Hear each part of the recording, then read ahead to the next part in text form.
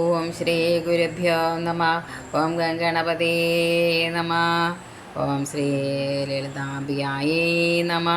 ലളിതാ സഹസ്രനാമം ശ്ലോകം 118.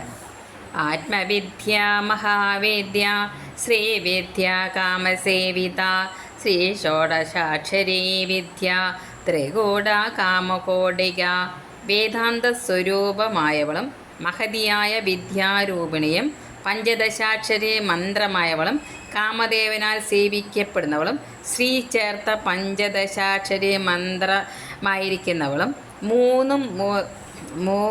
മൂന്നായുള്ളവളുടെ എല്ലാം രൂപമാർന്നവളും പഞ്ചദശാക്ഷരി മന്ത്രത്തിൻ്റെ പരമകോടിയായ അവസ്ഥയും ദേവി തന്നെ. ആത്മവിദ്യ, ആത്മാവിനെ മനസ്സിലാക്കാനുള്ള ജ്ഞാനം.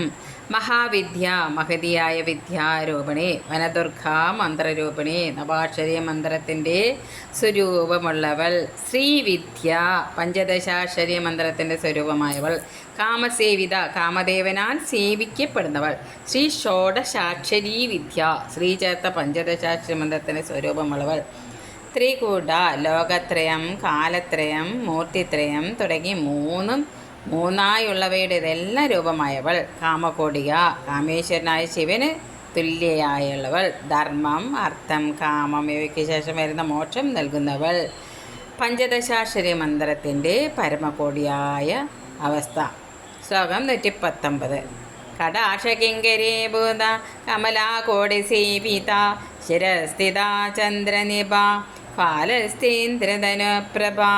ഒരു കടക്കണ്ണോട്ടത്തിനായി കാത്തു നിൽക്കുന്ന കോടിക്കണക്കിനു ലക്ഷ്മി ദേവിമാരാൽ സേവിക്കപ്പെടുന്നവളും ശിരസിലെ 1000 ഇതൾ താമരയിൽ, അതായത് സഹസ്രാര പത്മത്തിൽ വസിക്കുന്നവളും ബ്രഹ്മരന്ധ്രത്തിൽ പൂർണ്ണ കലയോടുകൂടിയ ചന്ദ്രനായി വസിക്കുന്നവളും നെറ്റിയെ സ്ഥിതി ചെയ്യുന്നവളും 7 വർണ്ണങ്ങൾ, അതായത് ആ മുതൽ ഓ വരിയിലെ 7 അക്ഷരങ്ങൾ ചേർന്ന മഴവില്ലിൻ്റെ പ്രഭയോടുകൂടിയവളും ദേവി തന്നെ.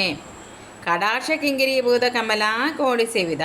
ഉപാസകനിൽ ത്രിപുരസുന്ദരിയുടെ കടാക്ഷം ഏറ്റാലുടനെ ആ ഉപാസകൻ ഐശ്വര്യം നൽകുവാനായി കാത്തു നിൽക്കുന്ന കോടിക്കണക്കിന് ലക്ഷ്മിമാരാൽ സേവിക്കപ്പെടുന്നവൾ.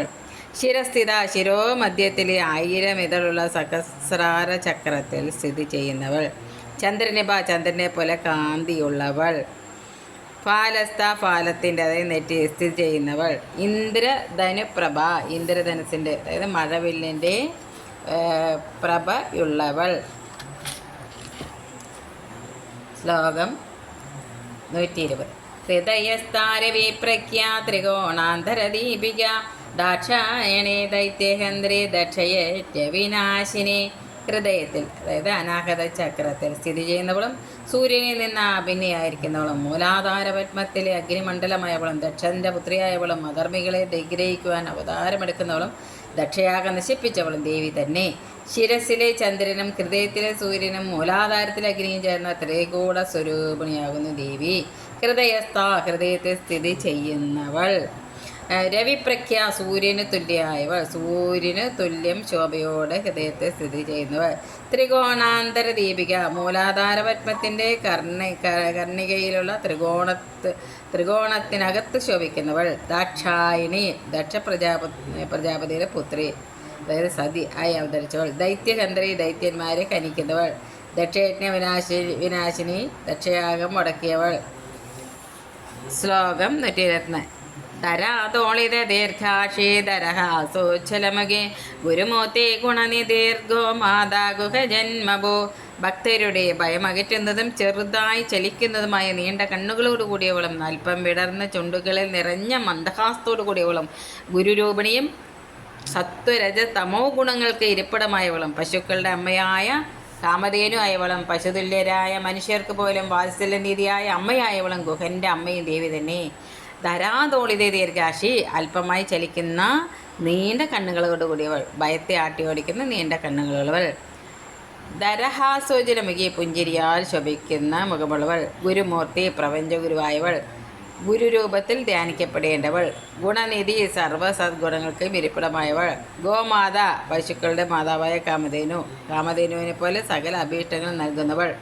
പശുക്കളെപ്പോലെ അജ്ഞാനികളായവർക്കും അമ്മയെപ്പോലെ ഹിതകാരിണി. ഗോ എന്ന പദത്തിൽ നാനാർത്ഥങ്ങളായ വാക്ക് ബുദ്ധി, സ്വർഗം, രശ്മി, മിന്നൽ, ചന്ദ്രൻ, ഭൂമി, ദിക്ക് അവയുടെ എല്ലാം മാതാവായവൾ. ഗുഹജന്മഭു മുരുകൻ്റെ മാതാവ്. ജീവനുകളുടെ എല്ലാം ഉൽപ്പത്തി സ്ഥാനം. സർവത്ര ദേവി നാമ സങ്കീർത്തനമോ. ശ്രീ മഹാദേവി നമ. ശ്രീ ലളിതാംബികായേ നമ.